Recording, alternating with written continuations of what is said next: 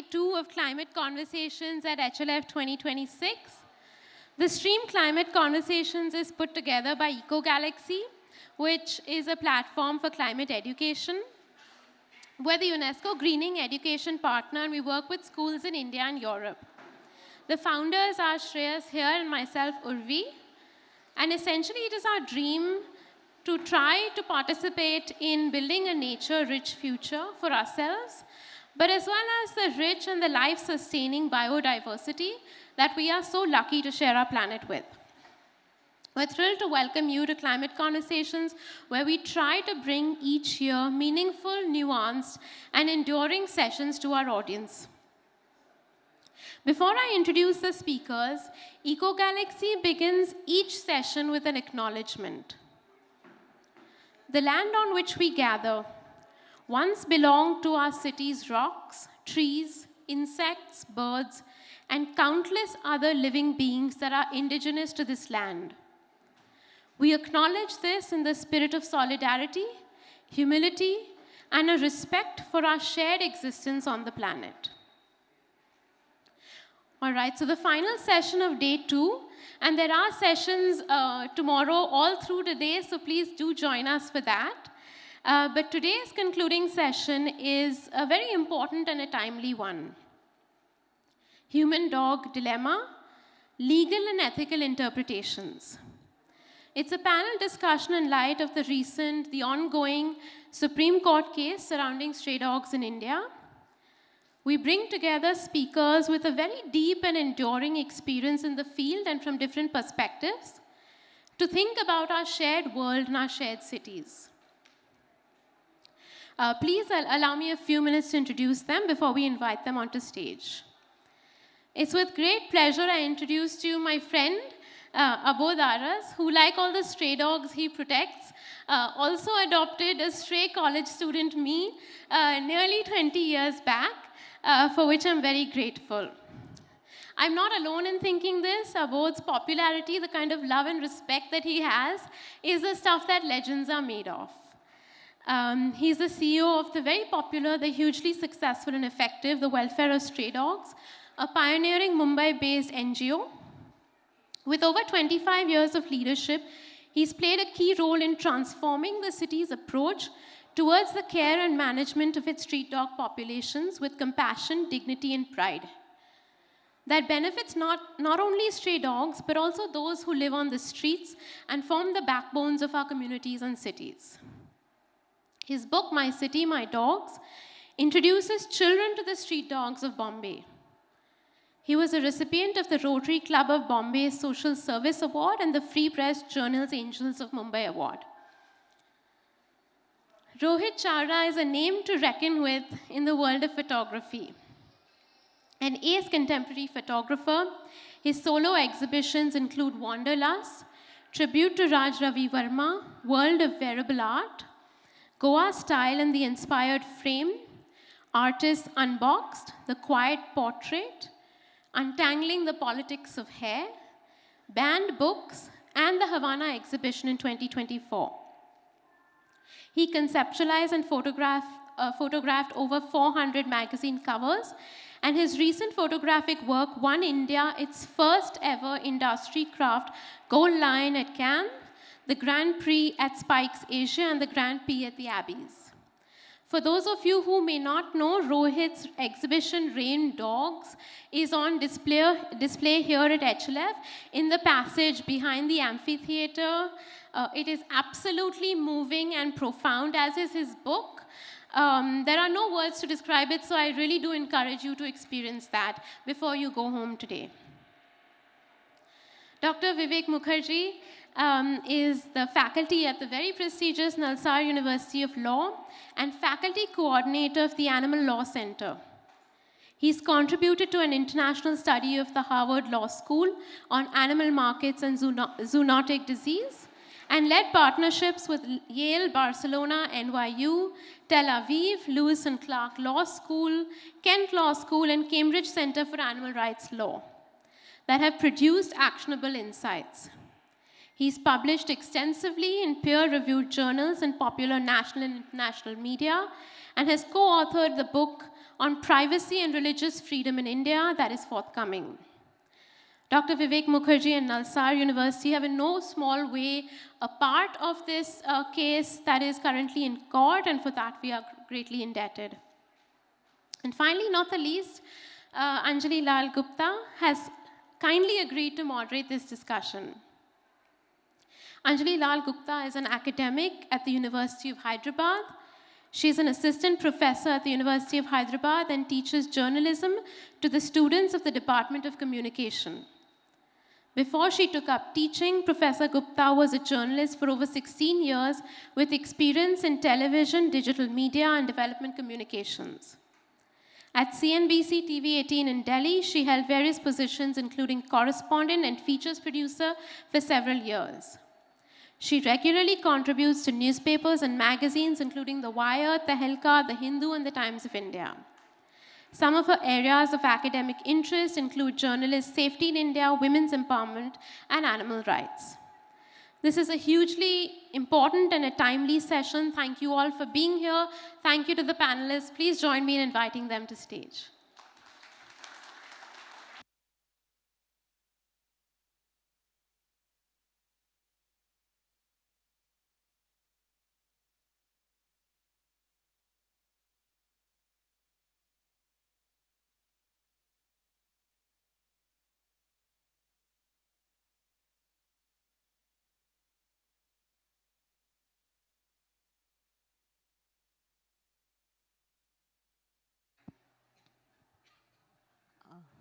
Thank you, Urvi and Shreyas, for this very timely and relevant discussion, something the whole nation is talking about, right?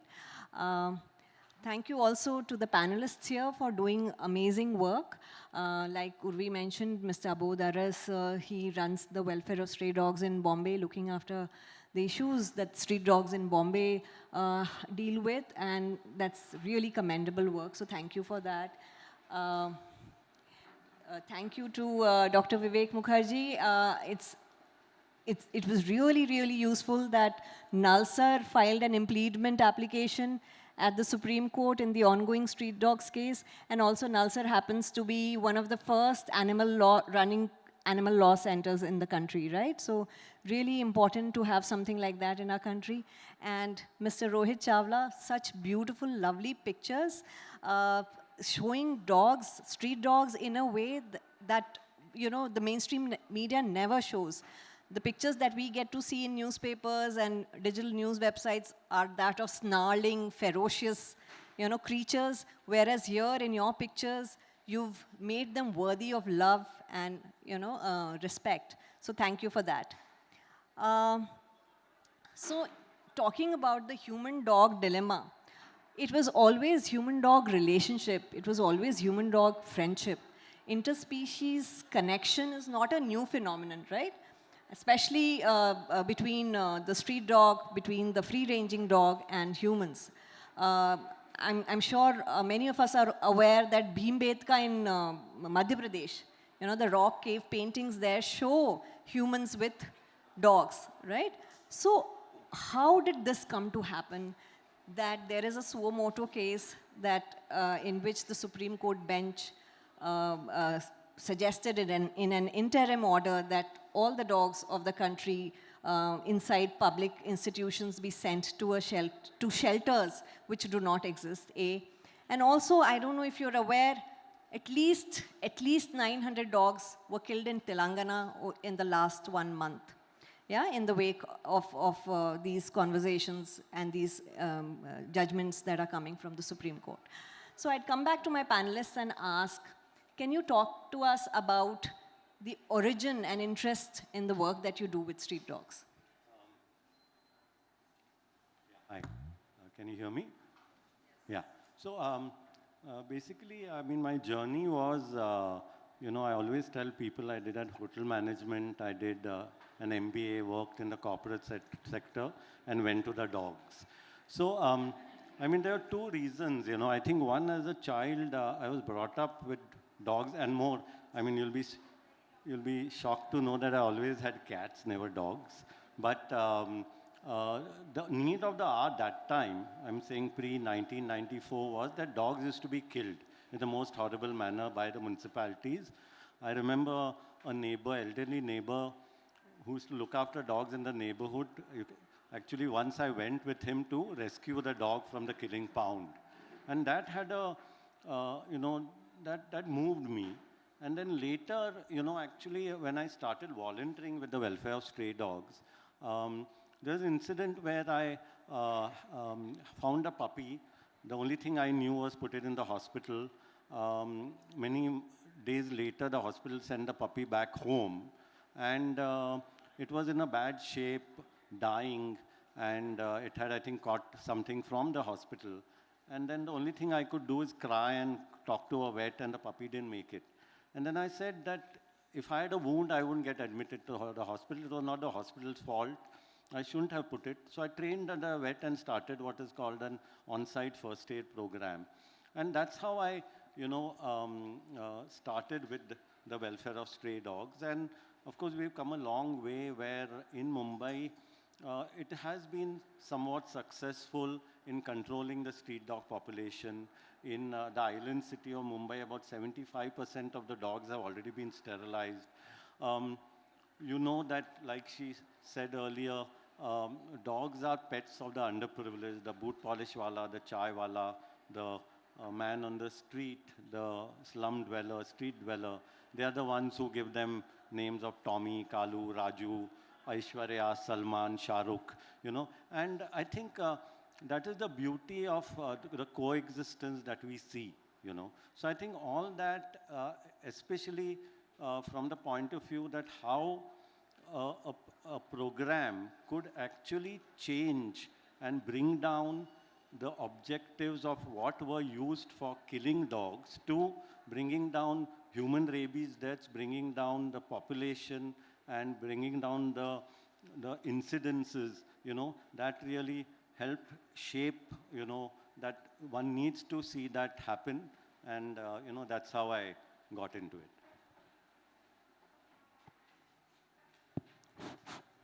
Yeah, in a gathering like this, I always start by saying that I come in peace.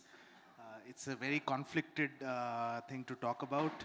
But a lot of my tenderness towards animals actually started when I was a child, and my grandmother was always fond of dogs, cats, birds, all of that. So I think inherited that from her, and that kind of started to take shape in the form of my career. On the professional front, I believe it basically stems from my training in human rights law and environmental law, and eventually animal laws.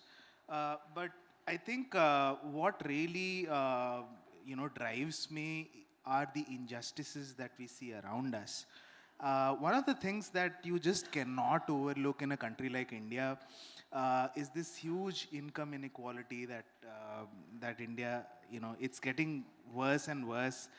There are caste divisions, there are class divisions, and you cannot overlook this. The unfortunate part, I feel, is that there is this judicial inclination to treat, a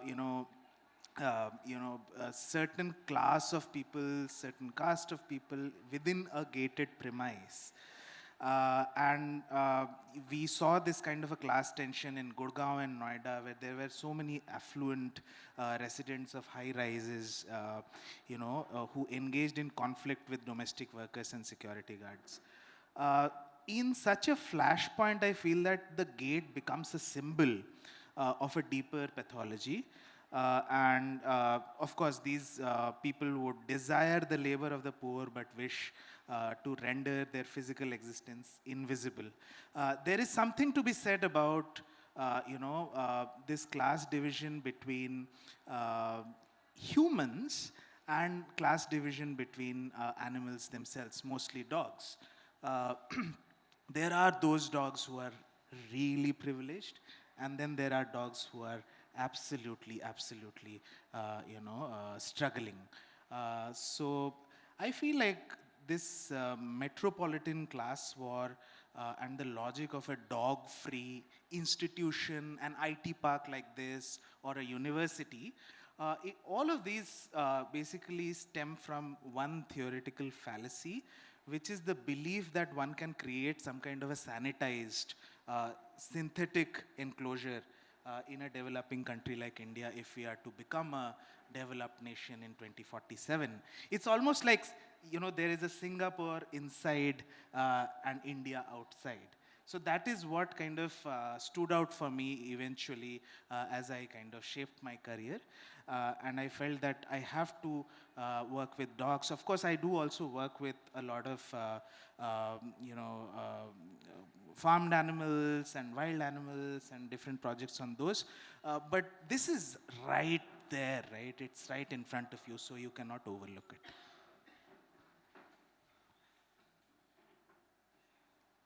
Hi. Vivek does the real work. He fights cases in the court. I hope he does. I do the easy part. I take images, which I hope will move some people. But to begin with, I want to start with a very simple premise. This country worships at the feet of Mahatma Gandhi when it chooses to. So one of Mahatma Gandhi's most telling lines was, a country or a civilization is known by how it treats its animals. And if that is the premise of what we all think, then what is being done in India at this point of time is complete injustice. I think all of you need to raise your voice for that. It's not a question of one city, one person, or animal rights. I think there's a huge simmering discontent among the animal lovers in this country about how the Supreme Court is even choosing to look at this thing. Every day when I read some of the comments that are made by the bench, and then I read it's like a school principal trying to, give a lecture to the poor students. It reeks of complete, patronage of sorts, which is sad for me to see.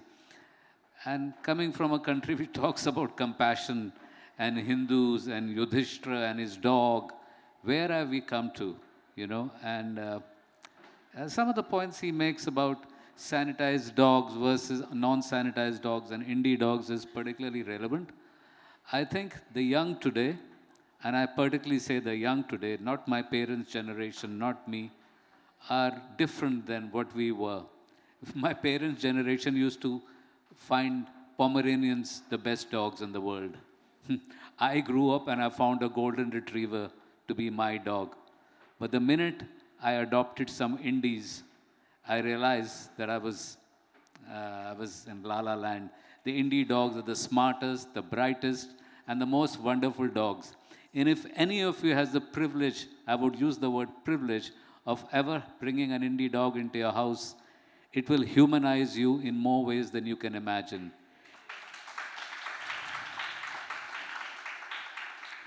It will be the best education you can give to your kids. So I genuinely believe that, it's like, try it for a little while. And before I end, I just want to tell you a little story. I was on a long trip. I was on a 96 trip, a day trip driving from Iran to Cape Town. So for 96 days, I drove through some 32,000 kilometers. And while I was away, my wife adopted a dog, because I was a general dog at home. So she adopted a dog. And I entered my house after 96 days. This little dog, who was about 2 months old, he was a golden retriever. I didn't know better then. But, he came and he tugged at my jeans, and it was love at first sight. I never imagined that I'll have a dog in my life. But that's not the point of the story is. 3 days later, I had my hard drive on the table, and this little dog, with his ferocious tail, swung my hard drive, and I lost every single picture that I had taken over 96 days. But 3 days, my dog and his relations, I couldn't say a word. I didn't say a word. That's what dogs do to you. So adopt them.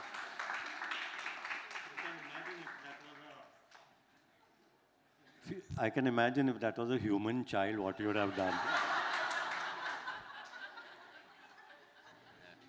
So, Well, let's stick to the topic today. You know, I just I just want to know how you are taking the legal. I know he does incredible work. You know, I'm sorry, I'm the easy one.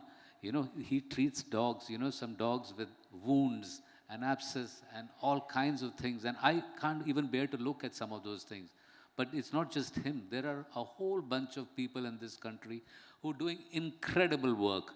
So we pale, I mean, somebody like pales into insignificance. Taking good pictures is no big deal. Doing what he does and fighting for a just cause is what we need. Thank you for that, Mr. Chawla. So my question to the two of you here, over the years, what evolution have you seen in the interactions between humans and street animals, especially street dogs, both in amidst people who are animal carers, animal lovers, who identify as animal lovers, and also those who tend to be indifferent or do not like them, want to be away. What have you seen over the years? And in terms of legal measures, what kind of discussions you've seen among legal circles about animal laws, especially those governing street animals? Yeah. Yeah. So I think, of course, Rohit made an excellent point, and I'm sure here there are so many people who, I mean, like he said, all over India, there are people who are doing the work, you know, of treating, caring, feeding, you know, street animals. And I think that's really wonderful. So big, you know, clap to all of you.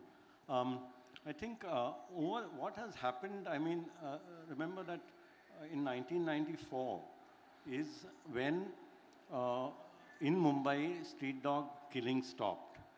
The rules came only in 2001, the animal birth control rules. But one thing that didn't change was that people who looked after animals on the streets, they are still there, they are still around, and I think they are still in the same economic state as they were then. So I'm talking about people like, I mean, outside the hotel I stay, I took a walk. And luckily, unlike this space where, like you rightly pointed out, it's sanitized, you have beautiful restaurants and the IT park, and I didn't see a single dog around here. But luckily where I'm staying, which is high-tech city, outside the hotel, there's a cow gully, a place where people eat food, street food. And there's a family who lives there, has very little themselves, but they are looking after these two dogs. And that has not changed, okay? Like in Mumbai, I mean, I can tell you hundreds of stories where there's a dog called Dhoni. And his name was Dhoni because maybe that was their favorite cricketer. And they lived in a 8x8 kholi, a room in a slum. And they had 2 dogs, 3 cats, the couple, and 2 children. And you know, sometimes when people say that I don't have place in my home to adopt, I give that example of having place in the heart and not the home. But that beside the point. So this couple, you know, this lady, the guy used to go to work. She used to look after the house, and whenever she used to go out, you know, on chores for a small time, Dhoni used to actually look after the kid, you know. And that is the kind of relationship that has not changed, okay? What has changed today is, of course, please remember that, like you said, gated communities have happened. Today I met somebody here who's from Hyderabad. I don't know if she's here right now. Oh yeah, where you have redevelopment happening. Yeah, in Mumbai, I don't know if you heard of Dharavi. And it used to be called the Asia's biggest slum. And now a big corporate house, which, I mean, there are 2 big corporate houses. One of them has taken over and they are redeveloping it. And one doesn't then think that, forget what will happen to the people. The people are just going to be taken away somewhere and put. But what happens to the animals, you know? And similarly here, where she was talking about a railway colony in Hyderabad, which is going to be redeveloped. And that has not changed. Of course, what has changed is that there are people like her who are taking the effort of, these are dogs that otherwise don't come to you. I mean, like she was talking in the Hyderabad example, and then she's trying to feed them so that, she can take them for sterilization and vaccination. So feeders here play an important role. Earlier, there were not too many feeders because there were enough scavenging that dogs used to do. So people, they looked at dogs still as a problem, but they had nobody to blame. Yeah, because they couldn't blame the garbage that they themselves created.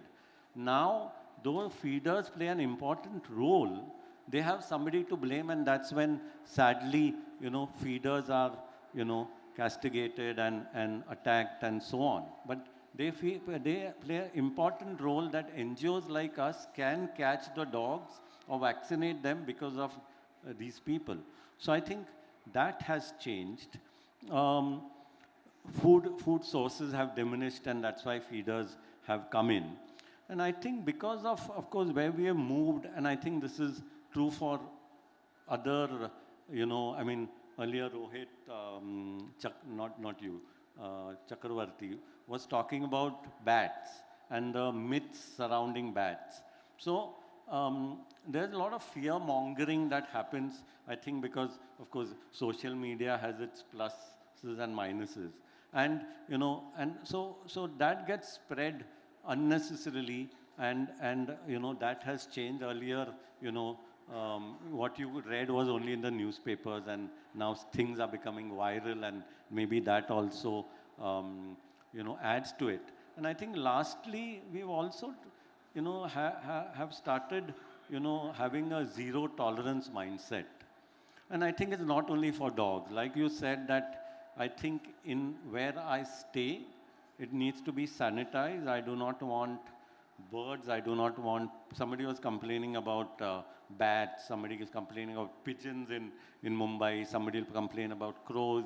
So we want to, and somebody I'm sure will say chop the trees also. So we are, I mean, going towards a zero tolerance mindset where it's me, myself, and, living in this gated, isolated community, and I'm happy inside because I have everything, and that's how it should be. So it's sad. Lastly, I think also, unlike the hotel where I'm staying, where it's also the socio-economic neighborhood are mixed, Now we have a lot of segregation happening, like here, I will not see people living on the street. So again, no street dogs.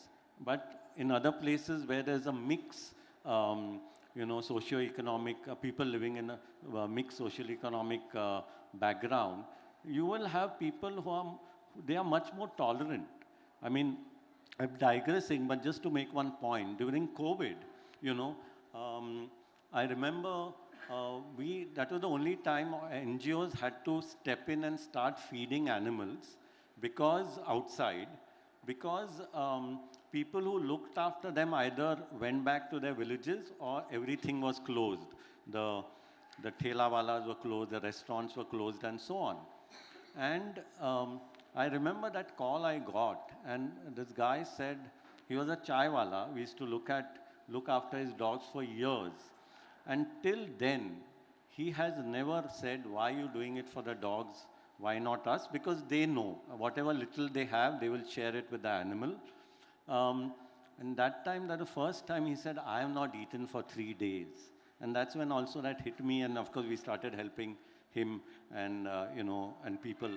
So coming back to the point that is what they, and it's us and them, and that is the divide that has happened today, unfortunately. But they know more about looking after their, what is called free roaming pets than a lot of us, I think, So I think that is what has changed or has remained similar. Yeah, so Abodh, I just I wonder when did we move from living in colonies to living in societies, gated societies. I grew up in a colony. Of course, there is an issue with the use of the term colony as well. I mean, that may have some colonial root, but then there was no gated as such. It's just that there's a huge inequality that is kind of separating us. Now, I think I can go on and speak about 100 statutes and 100 judgments and all of that, but I would not bore you with all those judgments and cases and all of those boring things. But I actually want to use this question to come to the elephant in the room, which is what is happening with stray dogs and what is happening in the court as far as stray dogs are concerned. On the 7th of January, the Supreme Court convened to adjudicate the fate of stray dogs. And the discourse, I felt, rapidly shifted from a rigorous examination of statutory compliance. Is in law schools, for example, we always talk about there is the law and it's a good law, but we are not kind of executing it properly. So it moved from that to a debate on administrative convenience. And that was a moment where Nalsar had to step in because it was knocking at our doors. It was a judgment about moving our dogs out. So we did not have a choice, to be honest. We felt compelled, and then, of course, it was not out of superior wisdom, but mostly out of rising up to the pressures of the moment. So, I mean, during the hearing, I see a persistent kind of a judicial inquiry coming up, which is, why do you need dogs in an institution, in colleges, in schools? And there was a constant distinguishing between, what are called as streets as compared to these institutional premises or gated societies. Remember that last year the court had ordered removing dogs from gated societies as well. So I have an issue with the use of the term street dogs by the court. Despite the fact that the law changed from the 2001 ABC rules, which did use the terminology street dogs, it moved on to talk about dogs in a different way, in a more compassionate way, and said community dogs. What it was really saying, and it defines community dogs to say that community dogs are animals that does not have an owner. That does not mean that it does not have an owner at all. It's the community who takes care of the dog, not a single individual, right? I mean, we are seeing this kind of a movement here. This kind of a line of questioning is suggesting that the physical walls of an institution or institutions now or sometime in the future, maybe even societies, are being used by the court as some kind of a legal Faraday cage, an invisible kind of a cage in which we isolate ourselves and insulate ourselves from the reality out there, from the messiness of the street, right? And basically also, what I am really worried about is that inside this legal Faraday cage, even central laws and our beautiful laws written by the parliamentarians cannot kind of enter. Right? That is what the court is trying to do. It's almost like an SEZ. It's almost like a special economic zone where no laws apply. No labor laws apply. No environmental law apply.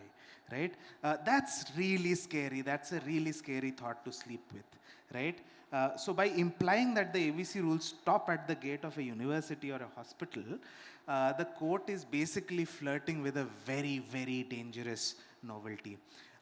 Which is the creation of a statutory void in these spaces, just because the haves of this society are kind of living in those areas, just because it is their property. Laws should not just be serving property, right? So, yeah. I think this is the most relevant point that we've got out of today, that they're treating housing society like SEZ rules. No, that's a taking point. But I must also say that some people have genuine grievances against the dogs, all right? Now, what is the answer? Some of the dogs might have bit, though all the figures given by the governments are lies and complete lies, okay? They multiply the facts of X amount of dog bites into about 5, okay? So don't believe any of it. The answer to this problem is sterilization of the dogs. There's no running away from that. We have the largest population of stray dogs in the world. There are 18,000 stray dogs on the beaches of Goa. Now, that doesn't mean that's an ideal situation and we should protect them. That doesn't mean we need to cull them. The need of the hour is sterilization. So my request to all of you over here, any of you, you can help by helping in sterilization or paying for 10 dogs sterilization. It's not a big amount. By doing that, you will be doing a huge service, not just to the dogs, but to the country. Now, coming to this debate about strays. What is the word stray? Stray is a very convenient word to abdicate our responsibility to the dogs. By calling somebody a stray, it's like your child is gone astray. Now he's beyond repair. Stray dogs. So when you step out of a cinema hall and you see these little dogs, you think by giving him a biscuit, you've done your social service deed for the day. All right? That's how strays are meant to be treated. So there's a fundamental, disconnect and calling anything a stray. And if these were golden retrievers going on your streets, or if these were, dogs which looked like fancy Apsos, the humans would, the Indian dog, the Indie dog has become invisible to all of us. He's like the beggar on the street, which some of us pretend not to look at. So this is a larger question, and I think all of you need to think about. I will touch upon the issue of bites a little later, but before that, I wanted to ask you, the Supreme Court in a recent hearing mentioned we cannot fathom the moods of the dogs, right? I want to ask you about the moods of dogs you found in Goa. Can you tell us something about that? First of all, the reason I did the book was, it was to basically show the inner lives of the dogs. They were shot in the pandemic. And listen, I love dogs, but I didn't one day wake up and said that I'm going to do a book on dogs. Nothing like that. I was living on a beach in Goa because I chose to live on the beach because I could walk on the beach.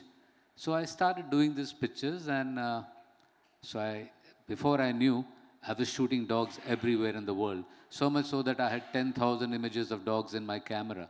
And these pictures in my camera lay in my camera till my wife said, will you do something useful for a change and not just shoot advertising campaigns? So this book came out by sheer default. HarperCollins came in. All the proceeds of the book go to dog charities. All the writers, 30 of India's top writers, also wrote. And, it's my way of sensitizing people towards dogs without making them look like something we need to feel sorry or be pitiable about. These are my poems to dogs. I would request you to pick up a book, if you can, and give it to somebody. Give it to people who don't like dogs. That's my whole point. It's a gifting option. Give it to a non-dog lover and let's see what he says after that book has been given to him. And talking about, I do something at NDTV now, I'm the creative director. The Chief Justice, the ex-Chief Justice of India, came to me very sheepishly at a conference and said, thank you for sending me the book. So that's it. Thank you for sharing that suggestion of gifting the book to non-dog. Give it to the non-dog lovers. I don't want it to be among those, because preaching to the converted is no point. Give it to people who don't like dogs, and let's see what they say after they spend 1 hour with the book. Or encourage them to come and see the pictures here. Yeah.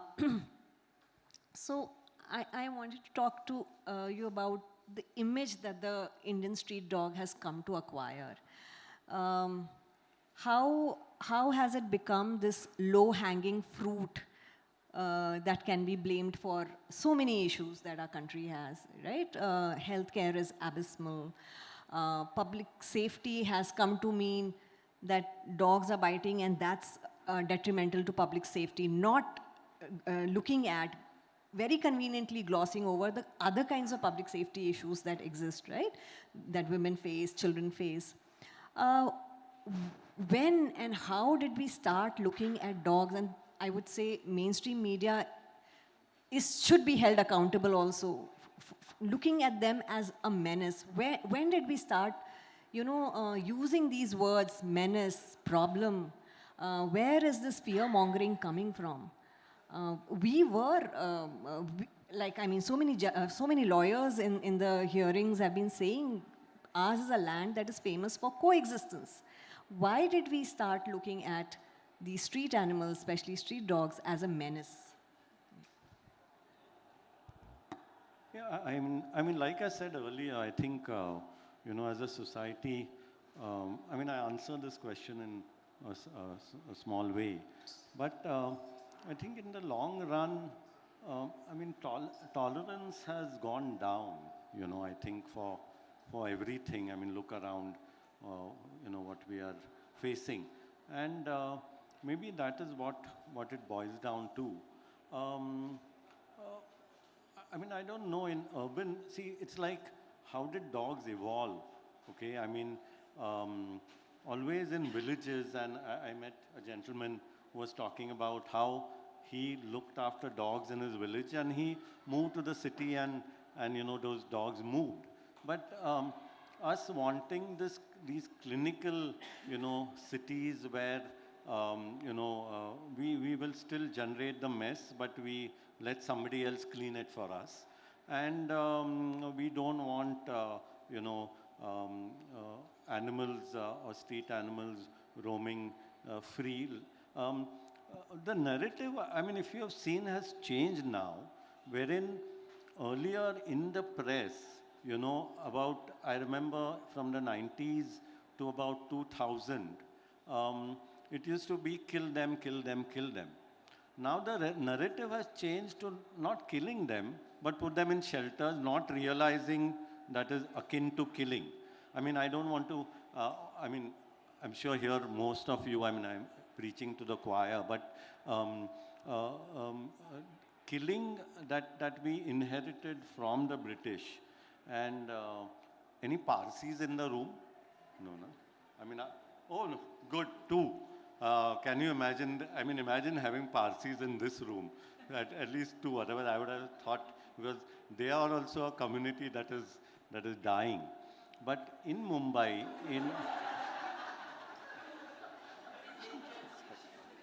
endangered species. But in Mumbai in 1832, can you imagine the Parsis rioting for anything? What did they riot for? To stop the killing of street dogs, okay? Inside the fort area, if you've been to Mumbai. So,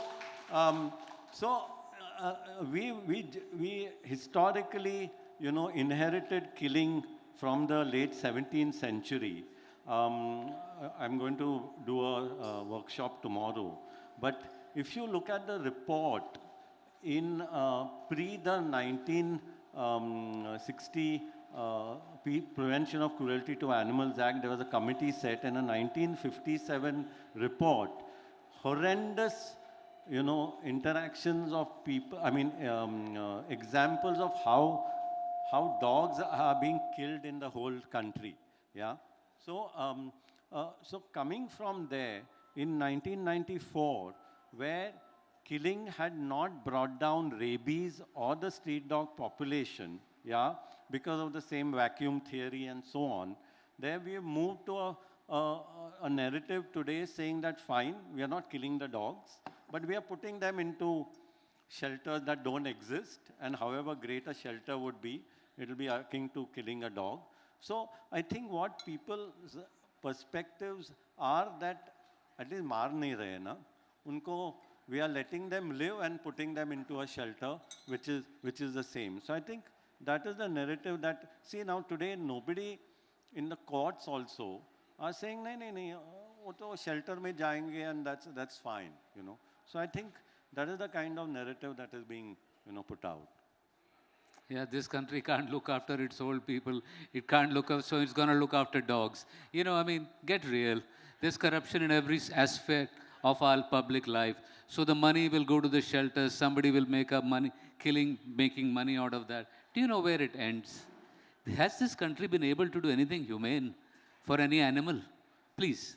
Yeah, and I think, there was an important point made by a lawyer in the Supreme Court who who's a rights activist. And she said that, you know, one is that a lot of the street dogs are living with families on the street.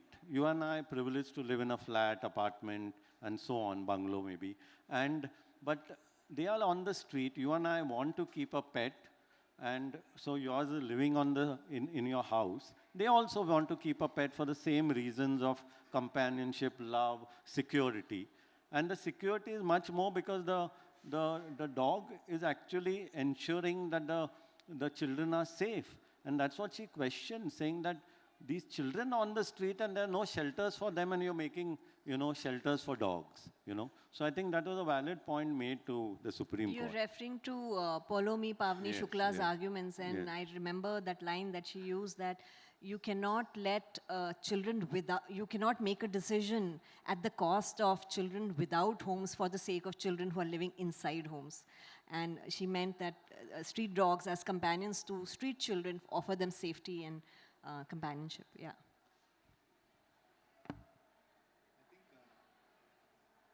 Abodh is making a really important point here about how India and Indians, irrespective of religion, want to keep their conscience clean come what may. You did a sin, just go and take a dip somewhere and you're fine, right? So I think one of the things that I kind of am interested in understanding and going deeper into the theories and the practice around this question of why is it that this kind of a shift is taking place where we are becoming more and more intolerant towards dogs. One aspect that I observe is this kind of a biophobia that we have post-pandemic. It started with what is called as the WhatsApp University, and the embedded media of this country kind of also contributed to it. But over a period of time, we are seeing some kind of a intolerance towards anything which is not human. And it might spread diseases, whatever it might be. So, I mean, where is this coming from? I believe that there is some kind of a symbolic war. We are constantly in a state of war against animals. And I also believe that humans, just like any other identity, are creating this kind of an exclusion for itself. Like religion, for example, is an identity and your sexual orientation is your identity. I think people are defining humanity or humans as anything or anybody who is not an animal. And there lies the problem, right? I think we use language to keep this polarization alive. And in an interconnected world like that we live in, where we are all connected to each other on our phones, we use words like livestock, pests, vermin, to strip animals of their individuality, their inner lives, right? Making it easier to see them as faceless enemy rather than living beings. I mean, children are not told what kind of cruelty goes into the chicken that they're consuming. I mean, for a lot of children, it is not even like pork, for example, is pork. It is not pig, right? So that is where the problem lies, and it does have an impact on people, right? I mean, there is something called as a meat paradox, where most people don't want to hurt animals, as you were saying in our conversation outside of this room. They continue to consume, animals constantly. And this is an internal conflict, and this is done through a collective denial. As humanity, we are constantly saying that we are disconnecting from the meat on our plate, from the animal from which it comes. I think there's something to, I'm not a vegan, by the way, and I'm not kind of, promoting veganism or anything in this platform, simply because you cannot talk about veganism in India without talking about caste. Right? And it would take a long time for me to extrapolate on that. So I'm just saying that you need to consciously kind of do all of these things. It cannot be that you are consuming meat and you have no sense of what is going on in the background. Yeah, that's true. I mean, I won't get into that debate, but there will come a time when nobody will be allowed to eat meat too. You and me won't be around at that time, but that time is going to come. As societies become more and more sensitive, what you're seeing is not just wokeism, it's the young of the country who are fearing this public opinion. And these esteemed Supreme Court judges wouldn't have they would have sent these dogs to the gallows a long time ago if it wasn't for the generational change that has happened in the last 10, 20 years. The young have become humane. So, yeah, it's a very tricky topic to really get into. It's like sometimes I also feel I'm guilty on that score, because I do consume meat. And, but let's look at another scenario. We have earmarked hundreds and hundreds of acres of forest land for, let's say, 60 lions or tigers or whatever you may call it. We feel that is okay. They are worthy of those hundreds of acres. There's an animal conflict with the people there too, but the courts are very lenient to that. But suddenly, it's like, इस कुत्ते को तो निकाल के मार दो, इससे क्या है, इसको तो कहीं और like this. So, we have to just look at, in our own head, look at these debates and think of them in some sort of a rational manner as human beings, and how we can be kind to not just to animals, to each other. And so these are problems of a changing world also, in a way. I think like you rightly said, some of the WhatsApp uncles, which are around, which are the ones who are, but the young, I think, thanks to the resistance and what happened all over India, I think the first judgment where the Justice, Honorable Justice, he said, let's put all the dogs in, not thinking of any practicality or anything like that. And then thanks to a lot of protests by this generation who is just amazing, I think, at WSD, it's just amazing the kind of young people that come in to volunteer. I don't think I would have been doing that when I was that young. And the kind of work that they do with us, and people like us don't change, yeah. But when children come in, and children who are scared of dogs, also they come in, and we tell them, don't worry, you just see, you don't have to do anything. And after a point of time, looking at the peers, they don't want to leave, So that change is so quick, So I always repeat what Bittu Sehgal, the wildlife conservationist who runs Sanchu magazine, says: forget the Buddha party, focus on the Bacha party, So I think that is what we need to do. Before we end, I just want to say something. I don't know how many of you watch films, but the best thing about this film, we don't care who dies in the film as long as the dog doesn't die. So I have a lot of questions, but I am being asked to invite questions from the audience. Oh my God, quite a few hands have gone up. I saw that hand go up. Okay. Hello. I just want to tell you a little story. You must be knowing the girl who made Peepli live, Yes. Anusha. Anushka Rizvi. Anusha's grandfather, Ghulam Rabbani Taba, who was a poet, they had a little dog. Her name was Gilli. And whenever we went, we would play with Gilli. Once he invited us for lunch, and it was winter. We had lunch inside.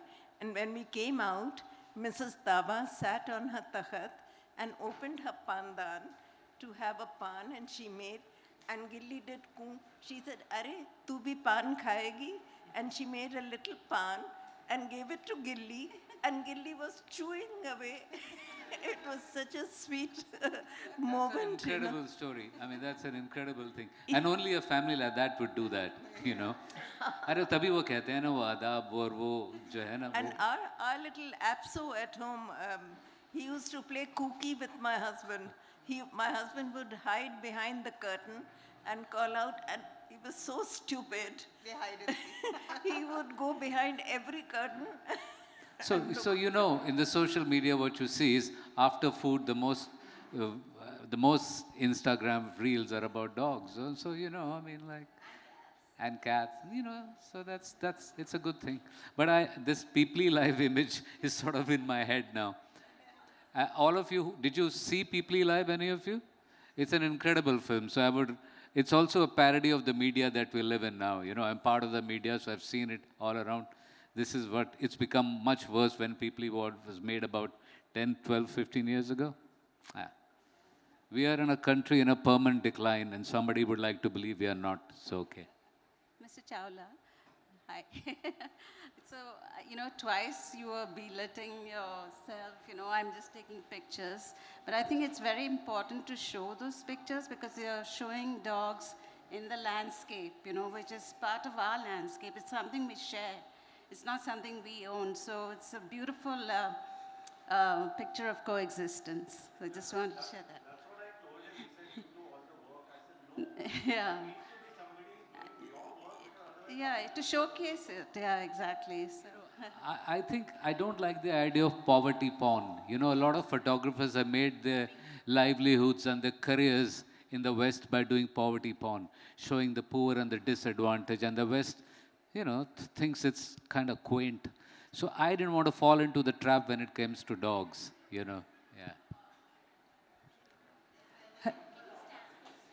I want to shoot the dog with that pan in the mouth. For me, that is joy. There are other questions. Sorry. Am I audible? Oh, all right. I have a question which probably is almost a policy question, so to speak, right? But not really. But do you feed community dogs or not? Because on one hand, the whole thing is about the more you feed dogs, the more at ease they are, the more they protect you, they're more part of the community, which is a good thing.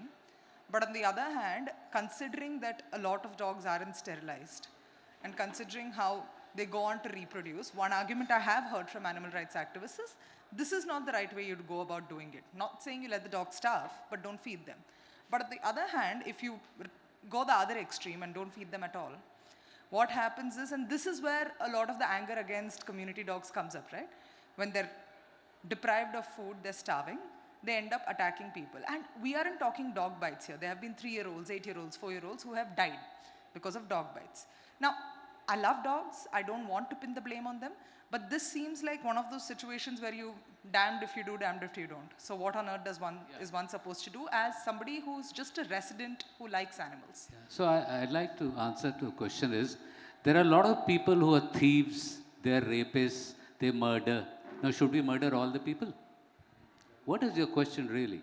I mean, like you're trying to say that, yeah, so there is no perfect, we don't have perfect solutions.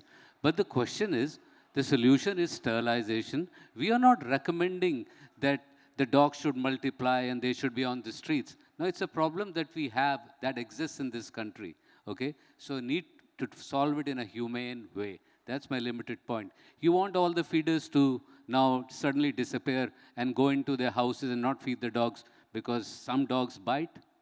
Life is a little unfair. Some things are not fair all the time. So look at it with the same lens. So I think, she's made a valid point. And I think I would again point down to her, and maybe you should talk about it, is that she would feed only 4 dogs in her area, and I think they were sterilized and vaccinated. She took that responsibility. This is in Hyderabad. But suddenly, this whole railway colony got demolished, okay? And those dogs were going hungry. So what does she do? Now, the dilemma is that if I don't feed the dogs, not only will they die, but I cannot access them to catch them for sterilization and vaccination, what, like he rightly said, should be done, So I think the short answer is that dogs that need to be fed, which means I'm talking about, I would say that there are many areas in Bombay that multiple people are feeding dogs and they're all getting nice and, they are the privileged dogs on the streets, yeah. So, but there are many areas where dogs will be starving. So I think one needs to think of whether there is the need for the food, yeah. What is the mechanism that is being used to feed them, in the sense, I'm talking about like what the ABC rules say that, because then I'm just giving an example that if you're feeding a dog here every day, you don't then suddenly expect the dog to change and he'll be coming here every day.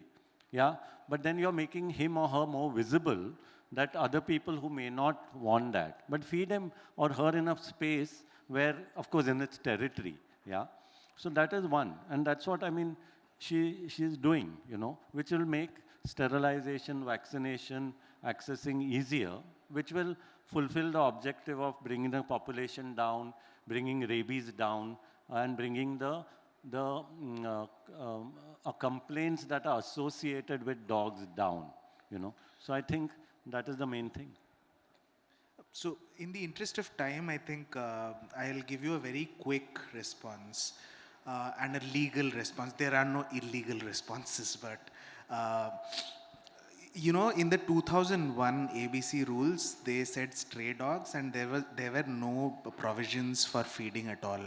In the 2023 ABC rules, you have the whole system of feeding dogs charted out.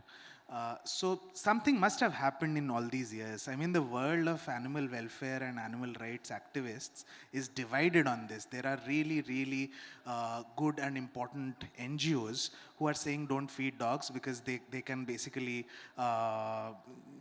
survive on their own and basically eat from the dustbins that you leave open. But the point is that dogs cannot go hungry. If they are hungry, they might get aggressive. So you have to keep that in mind. Even the Bombay High Court said something similar, right? They were saying about the Bombay High Court premises, and they said that our dogs are really well fed, and look at them sleeping. It's a really nice picture to imagine. So I'm just saying that whatever the case might be, feeding dog is not a bad thing. It's just that you have to be a responsible feeder. And for that to happen, you will have to talk to people who understand the science of feeding. We have to hide from our neighbors and feed the dog, because our neighbors will come and kill us if they find. No, she has a question. Hello? She has a question. She's been raising her hand for a long time. Okay. Yeah. Thank you. My question is more about hierarchies. It seems to be very well documented that urban free-living dogs have their own sort of fluid hierarchies that they exist in. And Mr. Abodh had mentioned that there's been a rise in dog feeders over the years. Now, I want to understand if you have any insights on whether this sort of rise in human compassion has any clear impact in their already very fluid dynamics. Social hierarchies with the dogs. Could we take one more question? Yes.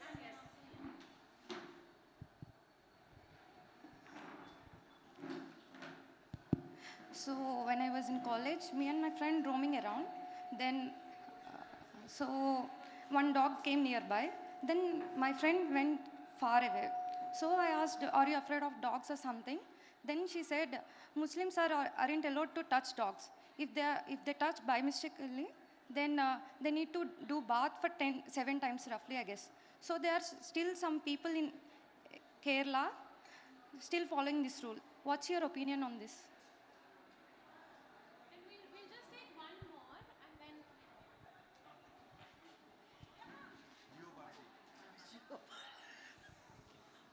Okay, so I'm qualified on 3 counts to be here and ask this question. One is that I'm a Parsi. Secondly, that I'm a Parsi. I'm a dog lover. I had a dog and I have dog friends on the roads all the time. But my question specifically is to Dr. Vivek Mukherjee because of the animal law thing which they have in Nalsar. As a wildlifer, I'm also a wildlife researcher and work on wildlife.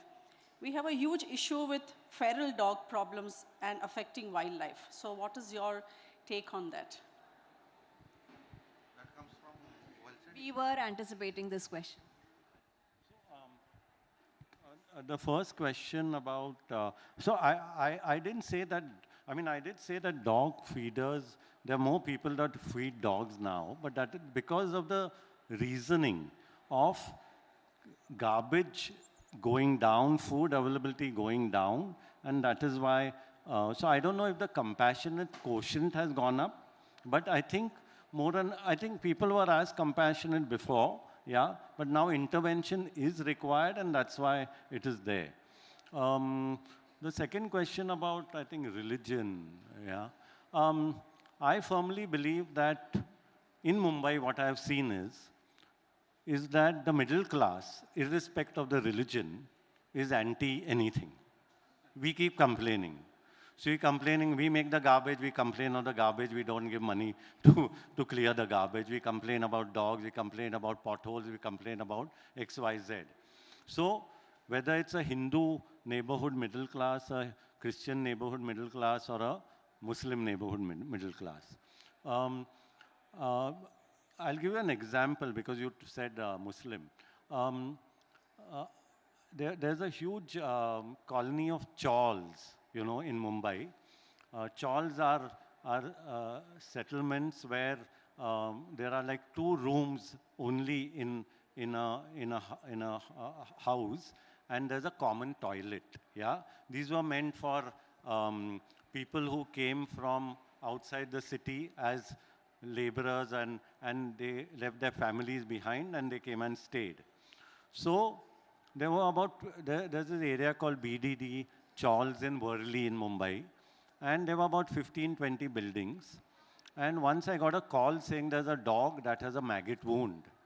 And I went to that space, and I realized that the chawl is Muslim. And they just love that dog Rani like anything. And that's the only time I must have entered a women's toilet, because the dog had gone and sat inside the women's toilet, and I had to pull her out. And there I clearly saw that it's not about religion. And today a lot of times it's come a long way. So I've seen people who are Hindus who complain, you know. So I think it's more a socio-economic class thing, where the people who live on the streets or the underprivileged are looking after dogs irrespective. I remember getting a call at 2 in the night from a guy who then later I realized was a Muslim, who called me again for a dog that he looked after for 14 years. He used to run a little bhatar khana, a place where they, a food place for laborers and so on. And this dog, you know, he used to look after. And he just loved that dog. So I think it goes beyond, religion. I'll try to respond to both the questions together in just like a minute or so. First of all, I don't think there has been an increase in human compassion for animals. What has really happened is that the dog population has increased. And why has the dog population increased? Simply because the administration has failed us. It's not because they have procreated at a whatever rate and people have been feeding and therefore there is a dog population increase. It's just that, the ABC program should have been implemented. It was not implemented because of whatever reason, because of bad budgetary allocation, because of bad policy, whatever it is. And therefore, I feel that connecting it to the second question, which was about, what was it? What was the wildlife, right? Yeah. So as far as feral dogs kind of threatening endangered species or, animals who are, within quotes, wild animals are concerned, again, it has something to do with overpopulation of dogs. Dogs are there everywhere, and then you pick up, the administration picks them up. They cannot kill them, of course, and therefore they, put them somewhere in a buffer area, in a buffer forest area, or inside the forest, and that becomes a problem. Or you would have such issues coming up in a place like IIT or JNU, or HCU for that matter, where you have wild animals and dogs and humans coexisting with each other. So who created this problem? Are the dogs to blame for this, or is the administration to blame for this, is the question that I want to ask.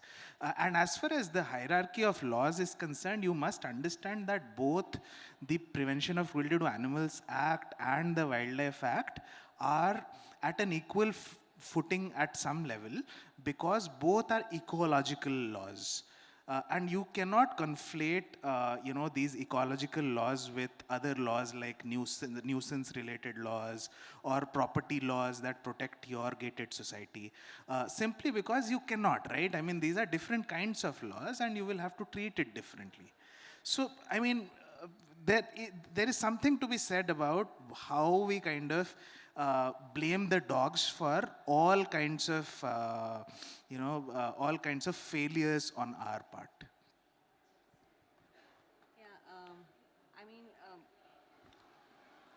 There is habitat loss, for example. There is fragmentation of wilderness.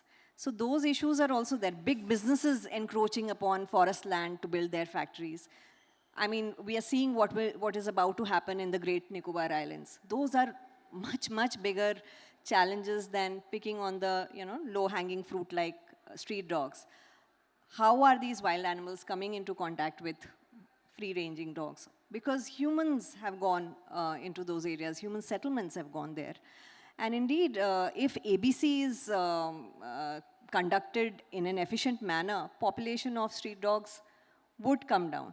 And on the question of feeding, if I may add, I mean, to ascribe increase in population of street dogs to feeders, I would say is an erroneous linking together, because humans have expanded, the number of humans have gone up. Obviously, animals living around humans will also, go up. And Article 51 AG of the Constitution asks citizens of the country to look after, the natural world around us.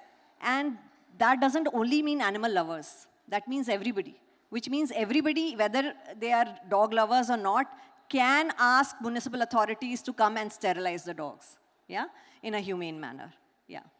Would you like to add something? One more thing is in terms of your question. I mean, I think earlier also, during some of the sessions outside the room, we were talking about this.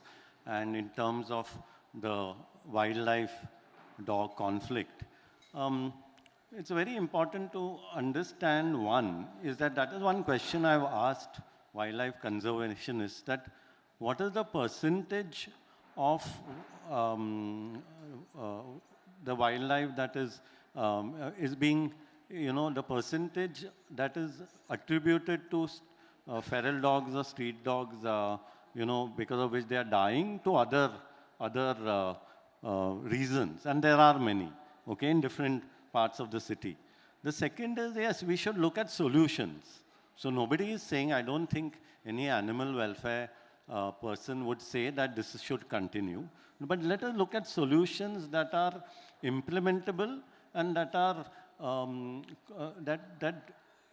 believe in coexistence, because otherwise it's not going to help.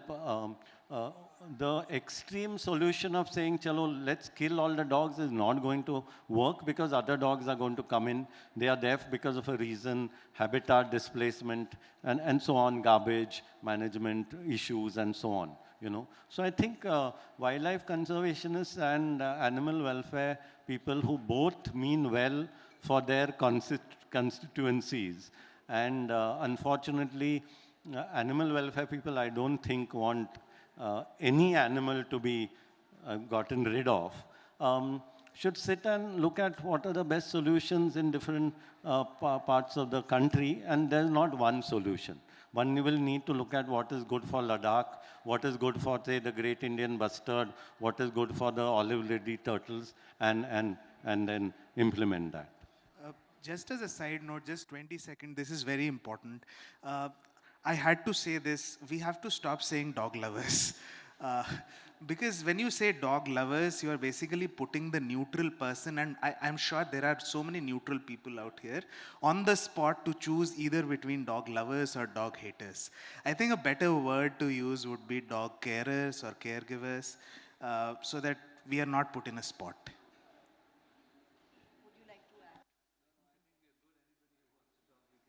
Okay, I think we are completely out of time. Urvi has been indicating that we should finish the session. Thank you so much to the panelists here for this fantastic discussion.